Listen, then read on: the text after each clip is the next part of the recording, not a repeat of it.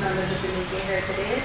I'd like to welcome everybody here today, our special guest, Afro Raymond, transparency activist from Trinidad and Tobago, President of Transparency Guyana, Thomas, and I'd like to start by thanking members of my executive for organizing this event and being here this morning.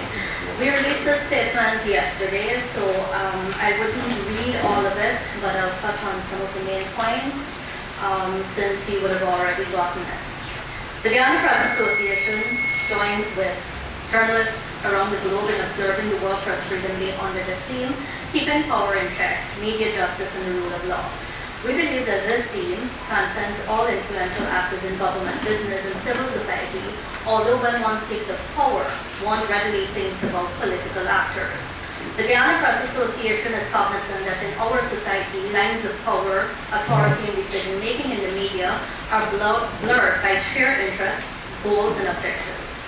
In this regard, the association is of the firm position that editors and other media managers need to stand up to those in authority and influence who seek to impose restrictions on freedom of expression because of their dislike of the opinions of others.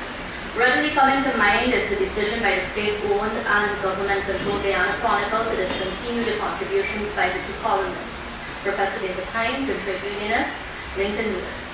Similarly, the Guyana Press Association has observed the increasing frequency among certain media houses of deliberately slanting their stories to fit certain political frames of reference, more often in keeping with their owners' political preference. Over the months, we have had reports of government officials calling media houses to demand sources from reporters, to demand that media outlets refrain from providing coverage to other political officials, and threatening to call the police to remove reporters from public meetings. These actions are not much different from the days when journalists were banned from the office of the president or state house, and media houses found their economic viability threatened over the withdrawals of state advertisement. None of this does the public serve any good, because instead of keeping power in check, they are provided with information that amounts to half-baked truths that in the final analysis make them less informed and educated to arrive at rational conclusions or decisions. The end game is this cultivation and perpetuation of a destructive media culture in which media operatives see themselves as serving their political masters or other serving entities instead of the wider public.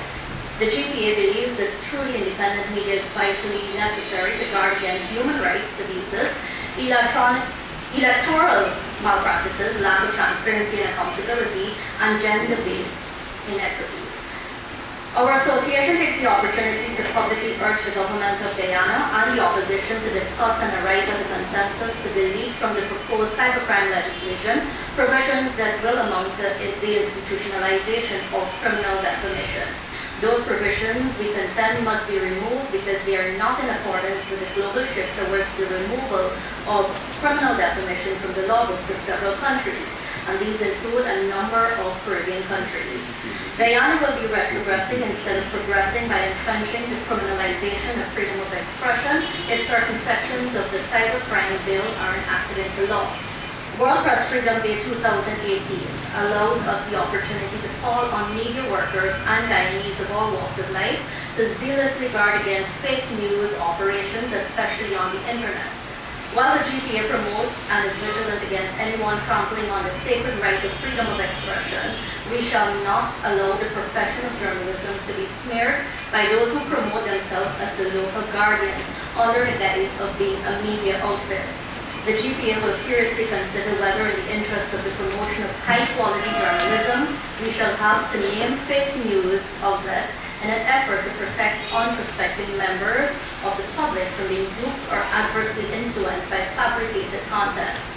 We end by alluding that World Press Freedom Day 2018 concept note, which states in part, there have also been major attempts to fabricate news and utilize social media in order to polarize people and discredit authentic journalism. These problems highlight the importance of an independent, critical, and pluralistic media environment and the need for free and professional journalism. Thank you very much.